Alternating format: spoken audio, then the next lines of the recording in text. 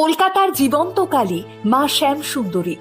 অমাবস্যার দিনে মায়ের পুজো হয় সম্পূর্ণ অন্ধকারে, আর মন্দিরে থাকা মায়ের বিগ্রহের দিকে তখন তাকালেই নাকি বোঝা যায় তিনি অত্যন্ত আনন্দে স্মিত হাসি হাসছেন। 51 সতীপীঠের পূর্ণাংশ রূপে মা ওই মন্দিরে বিরাজমান, আর সেই কারণেই তিনি জীবন্ত। ভক্তদের ডাকে তিনি প্রত্যক্ষভাবেই সাড়া দেন। মন থেকে মায়ের কাছে কিছু চাইলে নাকি তিনি কোনো ভক্তকেই খালি হাতে ফেরান না। কথিত আছে, সুদূর অতীতে মায়ের এক বিশেষ ভক্ত তার পরিবারের সকল সদস্যের মধ্যে সব থেকে বেশি শ্যামবর্ণের ছিলেন, যে কারণে তিনি ছোট থেকেই দুঃখ পেতেন। এদিকে এক আত্মীয়ের বাড়িতে গিয়ে মা শ্যামসুন্দরীর ছবি দেখে আত্মীয়ের কাছে তিনি জানতে চান কে ইনি, আর তখন সেই আত্মীয় তাকে জানান ইনি হলেন শ্যামা কালী।